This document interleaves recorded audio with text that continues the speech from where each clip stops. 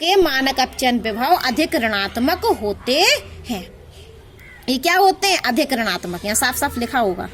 Manganese, nickel और zinc के लिए जो E0 का मान होता है, मानक अपचयन विभव का मान, वो सामान्य प्रवृत्ति से अधिक ऋणात्मक होते हैं, क्योंकि देखो नीचे शिफ्ट हो गए ना, तो ये अधिक ऋणात्मक मान है। बेटा देखो ये धनात्मक मान है, ये 0 है, ये ऋणात्मक मान है, लेकिन इन मानों में ये कम ऋणात्मक है, ये ज्यादा ऋणात्मक है, ये और ज्यादा ऋणात्मक है। तो Mn के लिए देखिए आप कितना है, ये यहाँ आ रहा है, तो ये देखो घट वेरिएशन हो रहा है। तो मैग्नीज के लिए, निकेल के लिए और जिंक के लिए ये अधिक ऋणात्मक होते हैं और कॉपर के लिए धनात्मक होते हैं।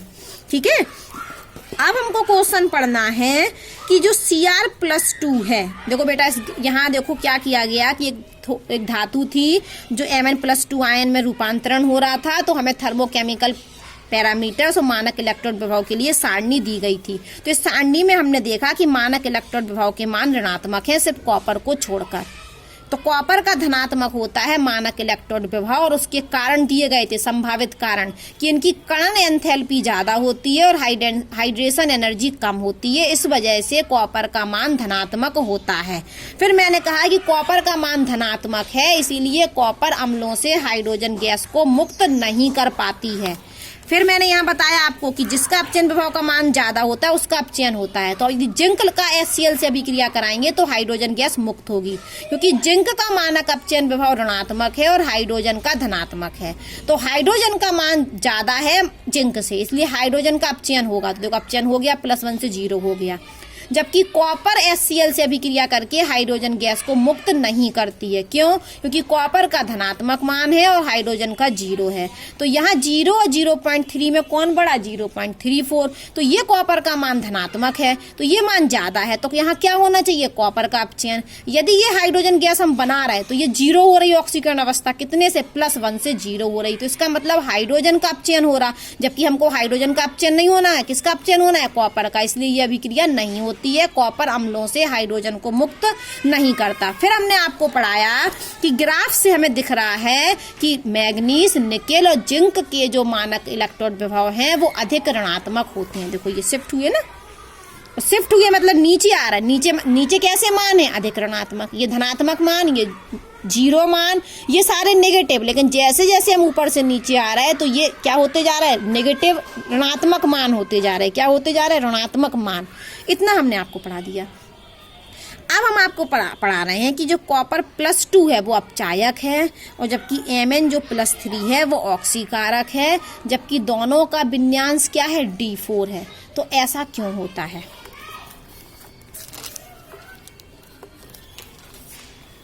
तो हम इसको पढ़ने के लिए क्या करते हैं? कॉपर लेते हैं। तो कॉपर का परमाणु क्रमांक होता है 24। कितना होता है? 24। और मैग्नीज का होता है 25। तो सबसे पहले तो हम इनका बना लेते हैं इलेक्ट्रॉनिक विन्यास। 1s2 2s2 2p6 3s2 3p6 4s1 और 3d5। अब हमने कॉपर ++ बनाया, तो आप जानते हो प्लस आयन का मतलब होता है एक इलेक्ट्रॉन निकलना। तो कितने प्लस हैं? 2। तो यहाँ से हमें 2 इलेक्ट्रॉन निकालने हैं। तो पहला इलेक्ट्रॉन यहाँ से गया, 4s1 है, तो ये हो गया 4s0, एक इलेक्ट्रॉन निकल गया। अब एक हम यहाँ से निकाल दें तो ये बन गया 4d4 बन गया। अब हम यदि क्रोमियम +3 बनाएं तो मतलब एक और इलेक्ट्रॉन हमें निकालना, तो एक और इलेक्ट्रॉन निकालेंगे तो किस में से निकालेंगे? इसमें से। इसमें तो बचे ही नहीं है, यहाँ तो 0 ही हो गए, तो ये बन गए हमारे 3d3। अब हमने Mn को लिया, तो Mn का भी परमाणु क्रमांक के अनुसार हमने आप बाहु के नियम से इलेक्ट्रॉनिक विन्यास लिख दिया। तो अब ये Mn+2 बनाना है, मतलब 2 इलेक्ट्रॉन बाहर निकालने हैं, तो हम निकाल देते हैं। तो कहाँ से निकलेंगे? दोनों, पहला और दूसरा, यहीं निकल जाएंगे 0, और यहाँ क्या बचेगा? 3d5। अब हम करें Mn+3 की बात, तो ये एक और इलेक्ट्रॉन निकालना है। तो ये तो 4s0 है ही, लेकिन अब ये जो 3d5 थे ये 3d4 हो गए। अब वो क्या कह रहे हैं कि कॉपर +2 का इलेक्ट्रॉनिक विन्यास देखो और किसका इलेक्ट्रॉनिक विन्यास देखो? Mn+3 का। तो हमें किससे मतलब? ये तो हमने निकालना सिखा दिया आपको, कॉपर +2 का इलेक्ट्रॉनिक विन्यास और Mn+3 का। ठीक है, और साथ में हमने किसका निकाल लिया?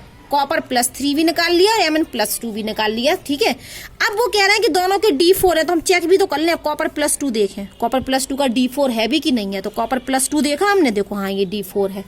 वो कह रहा है कि Mn+3 का भी D4 होता, तो Mn+3 का हाँ ये भी D4 है। तो यहाँ हमने देख लिया कि कॉपर +2 का भी D4 है और Mn+3 का भी D4 है, मतलब वो सही बात कह रहे थे। अब वो कह क्या रहे हैं कि जब दोनों का ही D4 है, यहाँ भी D4 और यहाँ भी D4, आप इसको मैच करो और इसको मैच करो। देखो इलेक्ट्रॉनिक विन्यास समान दिख रहा है। इस लाइन को देखना आप बहुत ध्यान से, सब कुछ क्या है इसमें समान है।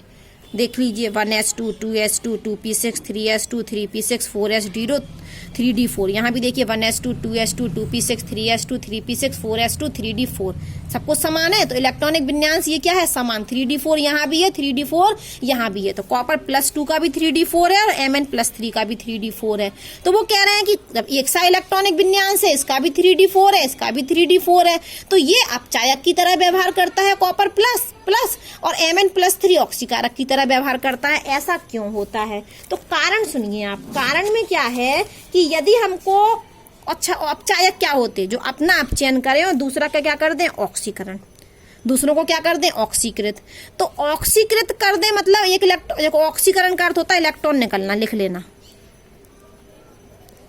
ऑक्सीडेशन का अर्थ है इलेक्ट्रॉन देना, ठीक है, और रिडक्शन का अर्थ है इलेक्ट्रॉन लेना, ठीक है। तो अब वो कह रहे हैं कि ये अपचायक की तरह व्यवहार करता है। तो अपचायक वे होते हैं जो अपना अपचयन करें और दूसरों को क्या करते हैं, ऑक्सीकृत।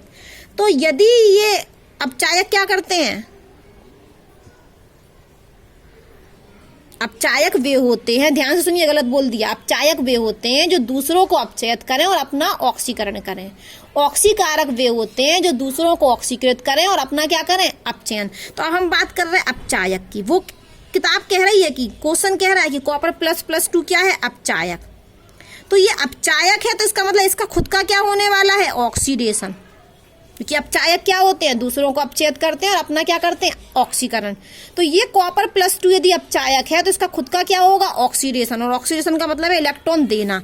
तो जब कॉपर+2 क्या करेगा, ऑक्सीडेशन करेगा, तो ऑक्सीडेशन में वो क्या करेगा, इलेक्ट्रॉन देगा। क्या करेगा, इलेक्ट्रॉन देगा, और जब इलेक्ट्रॉन देगा तो क्या बना लेगा, कॉपर+3। अब हम कॉपर+3 बना लें अगर, तो ये क्या बन जा रहा है, 3d3। और आपको पता होगा कि ये कॉपर+3 जैसा ही बन रहा है तो इसका इलेक्ट्रॉनिक विन्यास 3d4 है, और जैसे ही ये कॉपर+3 बन रहा है तो यहाँ से हमें पता चल रहा है ये कितना बन रहा है, 3d3। तो 3d3 तो बन रहा है ये, तो 3d3 का मतलब है कि जो कॉपर का अपन पढ़ते हैं तो ये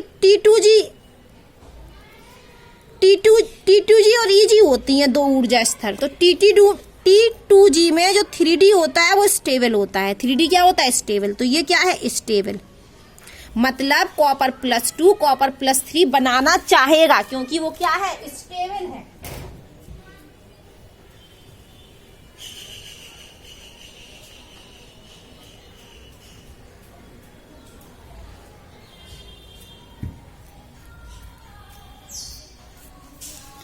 मैं ये कह रही हूँ कि कॉपर+2 का इलेक्ट्रॉनिक विन्यास D4 है और किताब कह रही है कॉपर अपचायक है। तो अपचायक मतलब दूसरों को अपचयित कर रहा है, अपना ऑक्सीकरण। तो जब ऑक्सीकरण करेगा तो इलेक्ट्रॉन देगा, तो कॉपर+2 से क्या बनेगा, कॉपर+3। और जब कॉपर+3 बन रहा तो इलेक्ट्रॉनिक विन्यास कितना हो रहा, 3d4 से 3d3 हो रहा।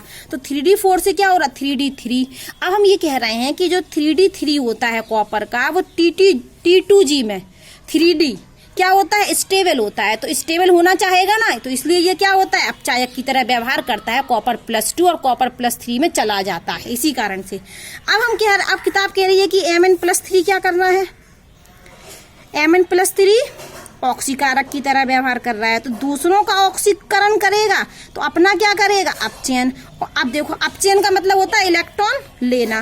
तो Mn जो +3 है, जब वो अपना क्या करेगा, अपचयन करेगा, तो क्या करेगा, इलेक्ट्रॉन लेगा, और इलेक्ट्रॉन लेकर क्या बना लेगा, Mn+2।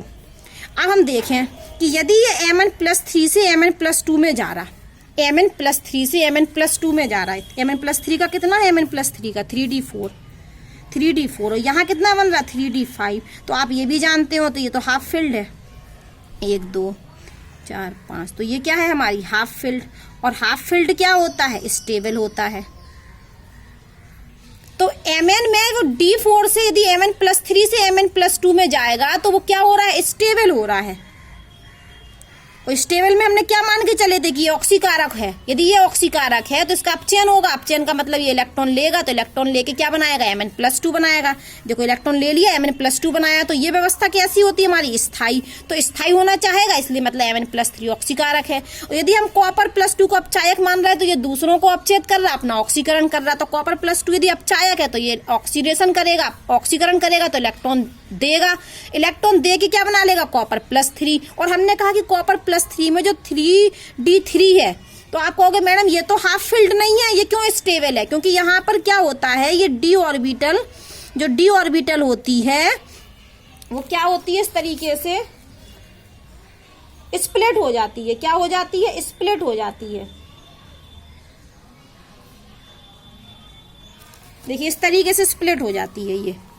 ये डी है 1 2 3 4 5। तो ये पहले तो समान ऊर्जा के बना लेती है 1 2 3 4। और ये है देखो हमारी, ये Eg है और ये है हमारी T2G। ये क्या है, T2G। तो ये पूरी भरी हुई है। तो T2G में जो D3 होता है, T2G में जो D3 होता है वो स्टेबल होता है बेटा, ये कोऑर्डिनेशन में पढ़ोगे।